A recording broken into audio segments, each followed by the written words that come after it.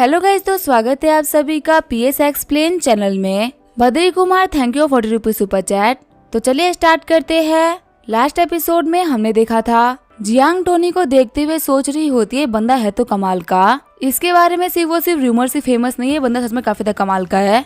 तभी जियांग का बॉयफ्रेंड बोलता है ये कचरा है जिसके अंदर अपने रिलेशन को एक्सेप्ट करने की बिल्कुल भी हिम्मत नहीं है, तुम्हें इस बंदे से दूर रहना चाहिए। जियांग बोल रही होती है हाँ मुझे पता है कि मेरा बॉयफ्रेंड सबसे बेस्ट है, वैसे इस पार्टी के अंदर बहुत सारे डायरेक्टर और प्रोड्यूसर्स आए हुए हैं, हमें उनसे चल के बात करनी चाहिए क्योंकि ऐसी पार्टीज हम लोग के लिए अपॉर्चुनिटीज होती है। फिर वो डायरेक्टर गुओ के पास में आ गए होते हैं। डायरेक्टर गुओ बोल रहे होते हैं मिस जियांग तुम तो बहुत टाइम से काम नहीं कर रही हो। जियांग बोल रही होती है हाँ मैं कुछ टाइम के लिए इंडस्ट्री से दूर थी, वैसे क्या आपके पास में मेरे लिए कोई रोल है। डायरेक्टर गुओ बोल रहे होते हैं मेन लीड को तो मैंने कास्ट कर लिया है, मेरे पास में एक सपोर्टिंग रोल है मेड का जो कि तुम्हारे लिए तो बेस्ट रहेगा, क्या तुम इसमें इंटरेस्टेड हो। जियांग शॉक्ड होते हुए बोल रही होती है क्या मेड का रोल। डायरेक्टर गुओ बोल रहे होते हैं मिस जियांग मैं आपकी एक्टिंग स्किल को अप्रिशिएट करता हूँ और इसमें कोई डाउट नहीं है कि आप फिल्म की लीड एक्ट्रेस के तौर पे काफी अच्छी लगेंगी, लेकिन जो फिल्म के प्रोड्यूसर है ना उन्होंने सारे रोल को कास्ट कर लिया है, तो उम्मीद है कि आप मेरी बात को समझेंगी। जियांग बोल रही होती है अच्छा ऐसी बात है। तभी जियांग का बॉयफ्रेंड बोल रहा होता है डायरेक्टर वो कहीं आप मजाक तो नहीं कर रहे ना। जियांग एक अवार्ड विनिंग एक्ट्रेस है, बर्लिन और वेनिस के अंदर इसको बेस्ट एक्ट्रेस का अवार्ड मिला था और आप इतनी बड़ी एक्ट्रेस को बोल रहे हैं मेड का काम करने के लिए, आखिर ये कैसा मजाक है। तभी जियांग बोलती है वैन डोंग प्लीज रूड मत हो। जियांग बोलती है डायरेक्टर गो मुझे माफ कर दीजिए, वैन डोंग का ये सब कहने का मतलब नहीं था, इसने बस गुस्से गुस्से में सब बोल दिया। डायरेक्टर गो बोल रहे होते हैं मुझे पता है कि इसके सब कहने का मतलब नहीं था, बट बेकार बात है कि मेरे पास में कोई अच्छा रोल नहीं है, तो फिर आखिर मैं क्या ही कर सकता हूँ। मेरे पास जो भी रोल था मैंने उसके बारे में तुमसे पूछ लिया। वैसे जियांग मुझे तुम्हें एक चीज बतानी थी, तुम्हें अपने आसपास के लोगों को काफी संभल कर चुनना चाहिए। तुम एक एक्ट्रेस हो, कहीं ऐसा ना हो कि तुम्हारे कुछ करीबियों के चक्कर में तुम्हारा पूरा का पूरा करियर खराब हो जाए, क्योंकि इस इंडस्ट्री के बहुत सारी ऐसी एक्ट्रेस है जो कि ऐसे ही डूब गई है और तुम भी मुझे उनमें से एक ही दिख रही हो। डायरेक्टर गुओ सोच रहे होते जब जियांग ने अपने करियर को स्टार्ट किया था तब ये बहुत ही अच्छा कर रही थी, लेकिन पता नहीं कहां से इसकी लाइफ में इसका बेकार बॉयफ्रेंड आ गया और ये इसके पीछे इतनी पागल हो चुकी है ना कि अपने करियर तक को सैक्रिफाइस कर रही है। अब इसको सिर्फ और सिर्फ भगवान ही बता सकते हैं, हमारी एडवाइस इसके लिए तो बेकार हो चुकी है। जियांग बोल रही होती है वैन डोंग आखिर तुमने डायरेक्टर गुओ से इस तरीके से बात क्यों करी, तुमने इंडस्ट्री के एक बहुत ही बड़े डायरेक्टर को ऐसे ही ऑफेंड कर दिया, इसकी वजह से फ्यूचर में हमारे करियर के ऊपर बहुत ही बड़ी दिक्कत आ सकती है। वैन डोंग बोल रहा होता है मैं नहीं दे सकता कि तुमसे कोई ऐसे ही फालतू बातें करे, क्या उस डायरेक्टर को नहीं पता कि तुम एक अवार्ड विनिंग एक्ट्रेस हो। ये जानते हुए उसने तुमसे कितनी रूडली बात करी और आखिर में तुम्हें एक मेड का रोल ऑफर किया, वो साफ साफ तुम्हारे मुंह पे तुम्हारी बेइज्जती कर रहा था और तुम्हारा बॉयफ्रेंड होते हुए मैं ये नहीं दे सकता। अगर ये इंडस्ट्री ऐसी ही है ना तो जियांग तुम इस इंडस्ट्री को क्विट कर दो, अगर तुम पैसा नहीं भी कमाओगे तो भी कोई बात नहीं, हम मेरी सैलरी से गुजार कर लेंगे, एक नॉर्मल लाइफ जीना अच्छा, लेकिन मैं तुम्हारी बेइज्जती होते हुए नहीं दे सकता। तभी जियांग वैन डोंग गले लगाते हुए बोल रही होती है तुम बहुत ही अच्छे हो, मुझे लगा था कि तुम मेरे बारे में इतना सोचते होगे। वैन डोंग बोल रहा होता है तुम मेरे लिए मेरी फेरी हो और तुम्हें तो मैं ऐसे ट्रीट करूंगा ही ना। वैसे जियांग हम लोग को साथ में रहते हुए बहुत ही टाइम बीत चुका है, हमें हमारे रिलेशन को अगले लेवल पे लेके जाना चाहिए, क्या मैं आजाद को होटल बुक कर सकता हूँ। जियांग बोल रही होती है नहीं वैन डोंग हम लोगों ने इस चीज के बारे में पहले ही बात कर रखी है, शादी से पहले हम ऐसा कुछ भी नहीं कर सकते। वैन डोंग बोल रहा होता है जियांग आखिर तुम ऐसा कैसे कर सकती हो, ऑलरेडी हमारे रिलेशन को 2 साल बीत चुके हैं और मेरे लिए वेट करना काफी मुश्किल है। जियांग बोल रही होती है हाँ मुझे पता है, लेकिन हमारी एंगेजमेंट तो 1 ही महीने में होने वाली है ना, तो तुम्हें थोड़े टाइम के लिए तो होल्ड करना ही पड़ेगा। वैन डोंग बोल रहा होता है ठीक है मैं तुम्हारे लिए कुछ भी करूंगा। वैन डोंग सोच रहा होता है हाँ मैं 1 महीने के लिए और होल्ड कर लूंगा, वैसे भी तुम्हारा फायदा उठाने के बाद मैं तुम्हें छोड़ने वाला हूँ, तुम्हें नहीं पता कि मैं ऑलरेडी माँ फैमिली के मिस माँ के साथ में आ चुका हूँ। जियांग तुम एक स्टार की तरह हो जो कि अब बर्बाद होने वाली है और तुम्हारे बर्बाद होने के बाद में तुम मेरे लिए बिल्कुल भी यूजफुल नहीं हो, तुम्हारा आखिरी यूज करने के बाद में मैं तुम्हें छोड़ दूंगा। टोनी सोच रहा होता है पीछे जो लड़की खड़ी हो मेरी नेबर है ना मिस जियांग, लास्ट टाइम तो मेरी से बात नहीं हो पाई थी, पर मैंने तो सुना था कि ये काफी ज्यादा बड़ी और अच्छी एक्ट्रेस है, तो आखिर डायरेक्टर ने इसको मेड का रोल क्यों ऑफर किया और देख के लगा था कि वो डायरेक्टर इंडस्ट्री के लोग इसे खुश नहीं है। फिर टोनी बोल रहा होता है वांग वहाँ जो एक्ट्रेस खड़ी है ना मिस जियांग उसे जाके मैं बिजनेस कार्ड दे के आ जाओ, उसे कहना कि अगर वो साथ में काम करने में इंटरेस्टेड हो तो मेरी फिल्म सिटी आ सकती है, उसके फिल्म में पैसा इन्वेस्ट करने के लिए मैं तैयार हूँ। वांग बोल रही होती है ठीक है बदर मैं जा रही हूँ। टोनी सोच रहा होता है जियांग अपने प्राइम पे तो नहीं है, अब अपने प्राइम से नीचे आ चुकी है, लेकिन जो उसकी रेपुटेशन वो अभी भी इतनी ही है जितनी की हुआ करती थी।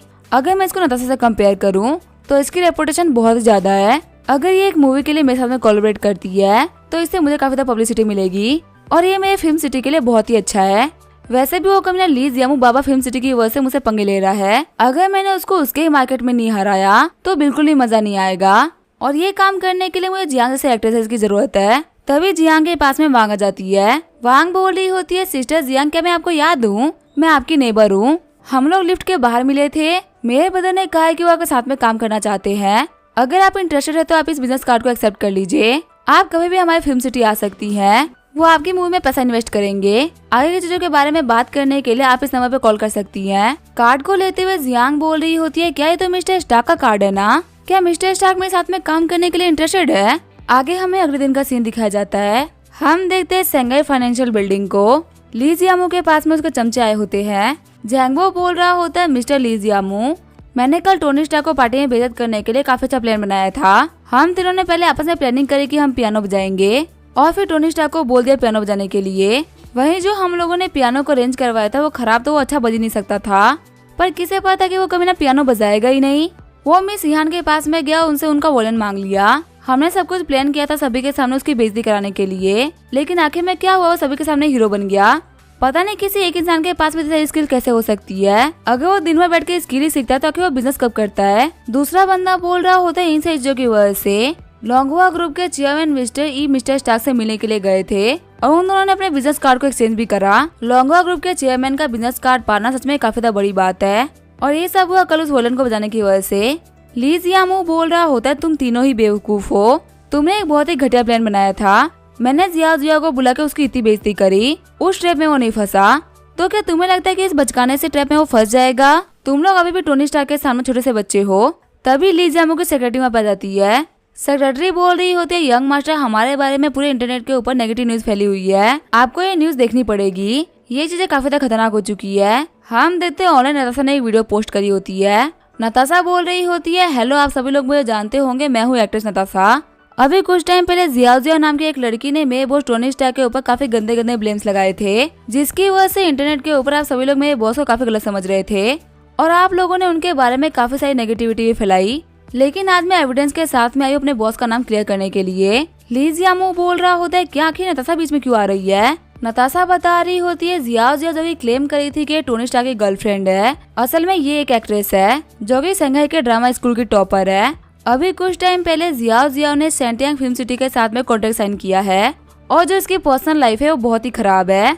ये ऊपर से दिखाने के लिए तो ये बोलती है कि एक एक्ट्रेस है, लेकिन ये बिल्कुल भी एक एक्ट्रेस नहीं है। ये एक बहुत ही घटिया लड़की है जो कि सिर्फ अमीर लोगों का फायदा उठाती है। इस वीडियो के अंदर ये एक फॉरेन क्लाइंट के सामने बैठी हुई है और आप लोग देख सकते हैं कि आखिर ये कैसी हरकतें कर रही है। और जब इसने सेंटियांग फिल्म सिटी के साथ में कॉन्ट्रैक्ट साइन करा तभी डायरेक्टर के साथ में पूरी रात होटल में थी और ऐसे ही इसने आज तक काम पाने के लिए बहुत सारी ऐसी चीजें कर रखी है। ऐसी घटिया लड़की हमारी सोसाइटी के लिए बहुत ही बड़ा खतरा है। आप सभी को पता है जो टोनी स्टार्क है वो बहुत ही अच्छे इंसान है, जिन्होंने अभी कुछ टाइम पहले इचिरो को हरा के हमारी कंट्री की रेपुटेशन बचाई थी, लेकिन उनकी रेपुटेशन को खराब करने के लिए सब किया जा रहा है।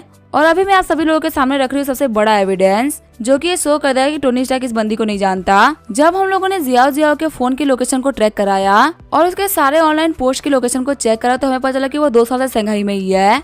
वो संघाई से बाहर कभी सियोल आई ही नहीं। वही जो हमारे टोनी स्टार्क है वो सियोल के हुडा यूनिवर्सिटी में पढ़ते हैं और वो पिछले कुछ सालों से वहीं पे पढ़ रहे हैं।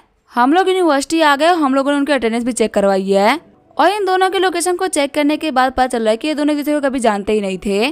तो आखिर ये जिया चीजें क्लेम कैसे कर रही है? असल में टोनी स्टार्क के खिलाफ किसी ने ये प्लान करा है और ये सब करवाने के पीछे रियल मास्टरमाइंड है ली जियामू, जो कि संघाई सिटी का एक बहुत ही पावरफुल यंग मास्टर है और शैंगटियान फिल्म सिटी का ओनर है। एंटरटेनमेंट इंडस्ट्री के अंदर ली जियामू का इन्फ्लुएंस बहुत ही ज्यादा है। जिया को ली जियामू ने हायर किया था। ली जियामू ही वो इंसान जिसने कि मेरे बारे में बहुत ही घटिया रूमर्स फैलाए थे और मेरे करियर को लगभग बर्बादी कर दिया था। लेकिन तभी बीच में मिस्टर स्टार्क आ गए, उन्होंने मुझे बचा लिया। सिर्फ उन्होंने मुझे बचाया ही नहीं बल्कि उन्होंने एक फिल्म सिटी की अनाउंसमेंट भी कर दी, जिसकी वजह से वो ली जियामू के सबसे बड़े दुश्मन बन गए। लेकिन क्योंकि टोनी स्टार्क एक पब्लिक फेस है और सभी लोग उनके ऊपर बहुत ही भरोसा करते, इसीलिए ली जियामू का उनका कुछ भी बिगाड़ना काफी ज्यादा मुश्किल हो रहा था। इसी वजह से ली जियामू ने टोनी स्टार्क की रेपुटेशन पर अटैक करवाया ताकि सभी लोग अपना विश्वास टोनी स्टार्क के ऊपर से खो दे और टोनी स्टार्क बर्बाद हो जाए। तभी ली जियामू टैब को फेंकते हुए बोल रहा होता है, इस कुत्ते ने तो सारी बातें बोल दी, सेक्रेटरी फटाफट से PR डिपार्टमेंट से कांटेक्ट करो, उन्हें बोलो चाहे कितना ही पैसा क्यों ना लग जाए इस वीडियो को टेक डाउन करवाए। इस वीडियो को पब्लिकली रहना मेरे रेपुटेशन के लिए बहुत ही बड़ा खतरा है। आखिर मैं अपने फैमिली मेंबर्स को क्या जवाब दूंगा। सेक्रेटरी बोल रही होती है, बॉस हमने उनसे कांटेक्ट किया था और एक बहुत ही अच्छा अमाउंट भी ऑफर किया था, लेकिन उन्होंने वीडियो को टेक डाउन करने से मना कर दिया और उन्होंने बोला कि चाहे हम लोग कुछ भी क्यों ना कर दिए, वीडियो ऑफिशियली रहेगी। अगर हम कोई लीगल एक्शन लेंगे ना तो भी वो तैयार है। ली जियामू शॉक्ड होते हुए बोल रहा होता है, क्या उन लोगों ने ये सारी बातें बोली है? लेकिन चलो उनके पास में कोई भी एविडेंस नहीं है, इसी वजह से वो कुछ प्रूव नहीं कर पाएंगे। और हाँ, अपनी पीआर टीम से बोल दोगे वो कैसे भी इस बात को प्रूव कर दे कि ये सारी की सारी बातें झूठ है, क्योंकि नताशा ने यहाँ पे सब कुछ अपने मुंह से बोला है, कोई भी एविडेंस नहीं दिया, तो मैं कैसे भी करके बच सकता हूँ। सेक्रेटरी बोल रही होती है, बॉस इस चीज के लिए भी देर हो चुकी है। इंटरनेट पे सिर्फ यही वीडियो वायरल नहीं हो रही, बल्कि एक और वीडियो है जो कि बहुत ज्यादा वायरल हो रही है और वो आपके खिलाफ एक बहुत ही बड़ा एविडेंस है। हम देते हैं इस वीडियो के अंदर ली जियामू अपना सारा प्लान बाकी लोगों से बोल रहा होता है।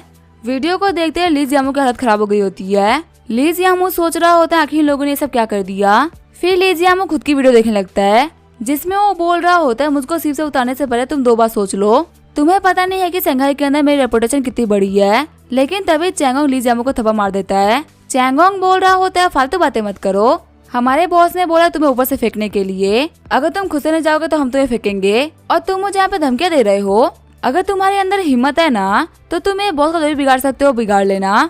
फिर वो ली जियामू को उठा के फेंकने लगते हैं। सेक्रेटरी बोल रही होती है, बॉस ये इंटरनेट के ऊपर टॉप ट्रेंडिंग वीडियो है, ये पक्का से टोनी स्टार्क ने अपलोड कराई होगी। बहुत सारे हैंडल से ये वीडियो अपलोड करी गई है। हम लोगों ने बहुत ही ट्राई किया इस वीडियो को ब्लॉक करवाने का, लेकिन बहुत सारे क्रिएटर्स आ रखे हैं, हम इस वीडियो को ब्लॉक नहीं करवा सकते। और सबसे बड़ी बात है, सभी लोगों को पता चल चुका है कि ये ईहान के बर्थडे की वीडियो है और लोगों को ये नहीं पता कि आपको शिप से किसने फेंका है और क्यों फेंकवाया गया है। उन लोगों को लगा कि आपने ई फैमिली के साथ बदतमीजी करी है, इसी वजह से ई फैमिली वालों ने आपको पिटवा के बाहर फेंकवा दिया। और ई फैमिली ने ये काम करने के लिए टोनी स्टार्क को बोला है, क्योंकि टोनी स्टार्क उनसे ज्यादा पावरफुल है। तो इस वीडियो में शो हो रहा है कि वे फालतू इंसान है जो कि फालतू किसी की बर्थडे पार्टी में गए हुए थे, और वही टोनी स्टार्क एक पावरफुल इंसान है जो कि ई फैमिली की हेल्प कर रहा है। ली जियामू सोच रहा होता है, सभी लोगों को लग रहा है कि जो ई फैमिली और टोनी स्टार्क है वो मेरे बहुत ही बड़े दुश्मन है, और ये दोनों ही ऐसे लोग हैं जिनसे दुश्मनी कोई भी नहीं चाहेगा। इसी वजह से पूरे शंघाई सिटी के लोग मुझे साइड में कर देंगे और जितने मेरे दोस्त और पार्टनर्स भी थे वही मुझे छोड़ देंगे, क्योंकि किसी को भी टोनी स्टार्क और ई फैमिली को ऑफेंड तो नहीं करना। मुझे पता भी नहीं चला और मैं उस कमी टोनी स्टार्क के ट्रैप में फंसता गया। टोनी स्टार्क ने आने के साथ में अपने रिवेंज को प्लान कर लिया था। पार्टी के दौरान मुझे लगा था कि मैं टोनी स्टार्क को बेवकूफ बना रहा हूँ, लेकिन वो अपने रिवेंज लेने का सिर्फ और सिर्फ एक मौका ढूंढ रहा था। उसने यहाँ पे ई फैमिली के कंधे के ऊपर बंदूक रख के मुझे साइड में करवा दिया और मेरी चीजें अभी ज्यादा मुश्किल हो चुकी है। जैंगबो बोल रहा होता है, बदलिए वीडियो इतनी भी कुछ खास नहीं है, जल्दी सब कुछ ठीक हो जाएगा, ये लोगों के दिमाग पे इतना इम्पैक्ट नहीं डाल पाएगी। तभी दूसरा बंदा बोल रहा होता है, आखिर लोगों के ओपिनियन से हम लोग को फर्क ही क्या पड़ता है, हम तो बिजनेसमैन है ना, जल्दी ही लोग इन वीडियोस के बारे में भूल जाएंगे। ली जियामू बोल रहा होता है, तुम लोग यहाँ पे समझ में नहीं आ रहा है कि आखिर यहाँ पे हुआ क्या है। तभी ली जियामू का फोन बजने लगता है। घर आते हुए ली जियामू सोच रहा होता है, आखिर ये फोन किसका होगा, क्या ये किसी पार्टनर का फोन होगा जो कि अलग होने के लिए कॉल कर रहा है, या फिर ये डैड का कॉल है। फिर वो कॉल पिक करते हुए बोल रहा होता है, हाँ डैड बोलिए। जियामू के डैड बोल रहे होते, लगता तुमने काफी ज्यादा काम कर लिया है और अब तुम्हें एक रेस्ट की सख्त जरूरत है, तुम्हारी जगह काम करने के लिए मैंने किसी और को ढूंढ लिया है, तो तुम जाके रेस्ट करो। कॉल के कटने के बाद में वहाँ पे कोई भी कुछ भी नहीं बोल रहा होता। जैंगमो बोल रहा होता है, बदल ली जियामू, मुझे मेरे डर का कॉल आया था, उन्होंने मुझे बोला है फैमिली के एक मीटिंग को अटेंड करने के लिए, ये मैटर बहुत ही अर्जेंट है, इसी वजह से मुझे जाना पड़ेगा, सारे काम को खत्म करने के बाद मैं आपसे मिलने के लिए फिर से आऊंगा। दूसरा वाला बंदा बोल रहा होता है, हाँ मुझे भी कुछ काम याद आ गया, मुझे भी जाना पड़ेगा, मैं आपसे मिलने के लिए जल्दी वापस आऊंगा। ये बोलते हुए जियामू के साथ वहाँ चले गए होते हैं। जियामू बोल रहा होता है, सेक्रेटरी अगर तुम्हें जाना होना तो तुम भी जा सकती हो, मुझे कभी नहीं लगा था कि मेरी लाइफ में कोई भी ऐसा दिन आएगा जहाँ पे सभी लोग मुझे छोड़ के चले जाएंगे। जब मैं ये प्लेन्स क्रिएट कर रहा था और सक्सेसफुल हो रहा था तो ये सभी लोग मेरे साथ में थे, लेकिन आज जब मेरा खुद का एक प्लेन फेल हो गया तो मेरे खुद के डैड ने मुझे कंपनी जाने के लिए बोल दिया और मेरे ये सारे दोस्त जो कि मेरे साथ में जीने मरने की कसमें खाते थे, ये मुझे झटके में छोड़ के चले गए। लेकिन आखिर मैं इन लोगों से क्या ही उम्मीद कर सकता हूँ जबकि खुद के मेरे डैड ने मुझे छोड़ दिया। ये लोग मेरा एक फेलियर देख रहे हैं, लेकिन ये लोग ये नहीं देख रहे कि मैंने यहाँ पे आने के लिए कितनी मेहनत करी है। फिर भी चलो कोई बात नहीं, मुझे इन लोगों से कोई फर्क नहीं पड़ता। मुझे ली जियामू रहने के लिए किसी भी प्रेसिडेंट के पोस्ट की जरूरत नहीं है। मुझे पता था कि मेरी फैमिली वाले बहुत ही बड़े कमीने हैं, एक न एक दिन ऐसा आएगा जिस दिन ये सारे लोग मुझे धोखा दे देंगे। इसी वजह से मैंने कंपनी के अंदर धीरे धीरे करके कुछ फंड्स बचा रखे हैं, और जब मैंने जूही को पकड़ा था तभी मुझे उसे बहुत सारे पैसे मिले थे। मेरे पास में यहाँ पे कुछ $1 बिलियन के फंड्स है और इसके साथ में कमबैक करना बिल्कुल ही मुश्किल नहीं होने वाला। लेकिन मेरे कमबैक के बाद में मेरे साथ दुश्मनों के लिए मुश्किलात बढ़ने वाली है। सीन चेंज होता है, मैं हुडा यूनिवर्सिटी का सीन दिखाया जाता है। हम देखते हैं नए टर्म की शुरुआत हुई होती है। नोरा सोच रही होती है नया साल आ गया और एक नया टर्म स्टार्ट हो गया, लेकिन इस साल वो इंसान मेरे साथ में नहीं जो कि हर साल मेरे साथ में हुआ करता था। टोनी की वजह से कभी मुझे फील ही नहीं हुआ था कि आखिर नए टर्म में क्या क्या दिक्कतें आती है। हॉस्टल में सामान रखने से लेके मेरा फॉर्म भरने तक सारा काम टोनी कर दिया करता था, पर अफसोस इस साल मेरे पास में टोनी नहीं है और शायद अब लाइफ में कभी मेरे पास में टोनी होगा भी नहीं और ये सारी की सारी मेरी ही गलती है। तभी वहाँ पे एक लड़की आते हुए बोलती है सीनियर आपको डिस्टर्ब करने के लिए माफ करेगा, लेकिन हमें आपसे हेल्प चाहिए थी। क्या आप सीनियर टोनी स्टार्क को जानती हो, जो कि मिस्टर स्टार्क के नाम से बहुत ही फेमस है। हमने एक्ट्रेस नताशा की वीडियो देखी थी जिसमें उन्होंने बोला था कि टोनी स्टार्क हुडा यूनिवर्सिटी में पढ़ता है, इसी वजह से हम लोगों ने टोनी स्टार्क के लिए यूनिवर्सिटी में अप्लाई करा। दूसरी लड़की बोल रही होती है हम सीनियर टोनी स्टार्क के बहुत ही बड़े फैन हैं, क्या आप उनको जानती हो। नोरा बोल रही होती है टोनी स्टार्क, हाँ मैं उसको जानती हूँ, वो मेरा क्लासमेट है। पहली वाली लड़की बोल रही होती है तो कितनी औसम बात है, अगर वो आपके क्लासमेट हो तो आपको पता ही हो कि वो कैसे दिखते हैं और वो कैसे रहते हैं। क्या आप मैं उनसे बात करवा सकती है कि मुझे उनके साथ में डिनर करना था। दूसरी लड़की बोल रही होती है टीना तो काफी ज्यादा ग्रीडी हो रही हो, तुम्हें टोनी स्टार्क के साथ में डिनर करना है। अगर मुझे टोनी स्टार्क के साथ में सिर्फ एक फोटो मिल जाए ना तभी मैं काफी ज्यादा खुश हो जाऊंगी। तो टोनी स्टार्क के साथ में डिनर करना तो बहुत ही बड़ी बात हो गई। टीना बोल रही होती है टोनी स्टार्क के लिए मैं तो कुछ भी कर सकती हूँ। नोरा सोच रही होती है दोनों ही लड़के जो कि बहुत ही यंग है और बहुत ही प्रिटी भी है, और इन लोगों के कपड़े को देख के लगेगा कम से कम 10,000 युआन के तो होंगे ही। मतलब ये लड़के किसी भी नॉर्मल फैमिली से तो बिलोंग करती नहीं होंगी, ये बहुत ही अमीर फैमिली से बिलोंग करती होंगी। लेकिन टोनी के साथ में सिर्फ एक फोटो पाना या उसके साथ में डिनर करना भी इन लोगों के लिए एक ड्रीम की तरह है, जिसको पूरा करने के लिए ये यूनिवर्सिटी में पढ़ने तक के लिए आ गई। पहले वही टोनी स्टार्क मेरे साथ में डिनर करने के लिए हमेशा इंसिस्ट किया करता था, वो मेरे साथ में एक डिनर के ऊपर पूरे पार्ट टाइम की सैलरी को इन्वेस्ट कर दिया करता था। उसे कितने इंसिस्ट करने के बाद मैं तो हमें एक बार डिनर पे जाया करती थी और वहाँ भी मैं उसे सही तरीके से बात नहीं करती, फिर भी वो मुझसे बात करता रहता। आज तक मैंने कभी भी टोनी के साथ में आगे से फोटो नहीं खींची है, लेकिन वो हमेशा मेरे साथ में फोटो क्लिक कर लिया करता था। पर आखिर मैंने क्या किया, मैंने सीक्रेटली उन सारे फोटोज को डिलीट कर दिया। जिस टोनी को मैं अपने फोन तक में रखना चाहती थी वो टोनी आज इन लोगों के सपने में है और वही टोनी मेरी लाइफ का सबसे बड़ा रिग्रेट भी बन रखा है। नोरा बोल रही होती है आखिर टोनी स्टार्क में ऐसा क्या है जो कि तुम लोगों को वो इतना पसंद है। पहली लड़की बोल रही होती है एक मैन में जो भी कुछ होना चाहिए ना वो सभी टोनी स्टार्क में है, वो यंग है, वेल्दी है, बहुत ज्यादा स्मार्ट है और चार्मिंग भी है, इससे ज्यादा एक लड़की को क्या ही चाहिए होता है। वहीं दूसरी लड़की बोल रही होती है मैंने तो सुना है कि टोनी स्टार्क एक बहुत ही लॉयल इंसान भी है। पहले वो इस यूनिवर्सिटी में पढ़ा करते थे और उन्होंने 3 साल तक अपने आइडेंटिटी के बारे में किसी को भी नहीं बताया। शायद से ऐसा हो सकता है कि अपनी लाइफ को एक्सपीरियंस कर रहे हो, इसी वजह से उन्होंने किसी को भी कुछ भी नहीं बताया। इसी बीच में उनकी एक गर्लफ्रेंड थी जिसका नाम था नोरा, जिस लड़की के लिए टोनी स्टार्क ने पार्ट टाइम जॉब करा, यहाँ तक कि जो भी वो कर सकता था उसने वो कर दिया। तभी उस लड़की ने बिल्कुल भी टोनी स्टार्क की कदर नहीं करी, यहाँ तक कि उसने टोनी स्टार्क को बिल्कुल ही मेंटली तोड़ दिया। पहली वाली लड़की बोल रही होती है सीनियर आखिर आप नोरा को जानते हो क्या, कि आखिर ये नोरा है कौन। अगर आप टोनी स्टार्क के क्लासमेट हो इसका मतलब आप नोरा के भी क्लासमेट होगी ना। नोरा बोल रही होती है नहीं मैं नहीं जानती कि नोरा कौन है, हमारी क्लास काफी ज्यादा बड़ी थी इसी वजह से हमारी ज्यादा पहचान नहीं है। टीना बोल रही होती है मुझे तो उस कमीनी लड़की नोरा से मिलना है, अगर वो मुझे कभी भी मिल गई ना तो मैं उसे काफी खतरनाक सबक सिखाऊंगी। सीनियर टोनी स्टार्क ने उसकी इतने साल तक केयर करी और वो उसके साथ में रहे, लेकिन उस लड़की ने बिल्कुल भी टोनी स्टार्क की वैल्यू नहीं करी। वैसे ये बात तो है कि अभी उस लड़की को बहुत ही रिग्रेट हो रहा होगा क्योंकि उसने टोनी स्टार्क को तब छोड़ा था जबकि टोनी स्टार्क के पास में पैसे नहीं थे। पर ये जानने के बाद में आखिर अब टोनी स्टार्क क्या है और वो क्या बन चुका है उसे बहुत ही रिग्रेट होता होगा, लेकिन फिर भी मुझे उस लड़की को सबक सिखाना है। नोरा बोल रही होती है मुझे कुछ काम था इसी वजह से मुझे माफ करना, मैं बात नहीं कर पाऊंगी। ठीक है मैं आज चलती हूँ। तभी पीछे से एक लड़की चलाते हुए बोल रही होती है नोरा तुम्हें काउंसलर बुला रहे हैं, जाओ जाके उनके ऑफिस में उनसे मिल लो। टीना और वो लड़की सोच रहे होते हैं क्या हम जिसे बात कर रहे थे वो नोरा है। वही जो नोरा होती है वो काफी ज्यादा घबरा गई होती है। टीना बोल रही होती है क्या तुम ही वो नोरा हो जिसने कि सीनियर टोनी स्टार्क को छोड़ा था। नोरा बोल रही होती है नहीं मैं नोरा नहीं हूँ, मैं नोरा नहीं हूँ, मुझे परेशान मत करो, मुझे नहीं पता कि मेरा नाम क्या है। आगे जो नोरा होती है अपने कमरे में आ गई होती है। रोते हुए नोरा बोल रही होती है जब मैं टोनी को जानती थी ना तब टोनी के पास में बिल्कुल भी पैसे नहीं थे, मुझे उस वक्त कोई ऐसा इंसान चाहिए था जिसके पास में अच्छे खासे पैसे हो और वो मुझे एक अच्छी लाइफ दे सके। अपने लिए एक अच्छा पार्टनर ढूंढना क्या कहीं से भी गलत है। वैसे तो ये काम हर एक दूसरी लड़की करती है, लेकिन क्योंकि मेरा बॉयफ्रेंड टोनी स्टार्क निकल गया इसी वजह सभी लोग मेरे बारे में ऐसे बातें कर रहे हैं। पर मैं यहाँ पे किसी को भी कुछ भी नहीं बोल सकती क्योंकि मुझे खुद टोनी स्टार्क को छोड़ने का बहुत ही बड़ा रिग्रेट है। काश मुझे पहले पता चल गया होता कि वो इतना अमीर इंसान है। तभी हम दे नोरा की अफेक्शन 1 पॉइंट से बढ़ गई होती है और उसकी टोटल अफेक्शन हो गई होती है 99 पॉइंट्स। अब इसका क्या होगा वो हम देखेंगे नेक्स्ट एपिसोड में। तब तक के लिए वीडियो देखने के लिए थैंक यू।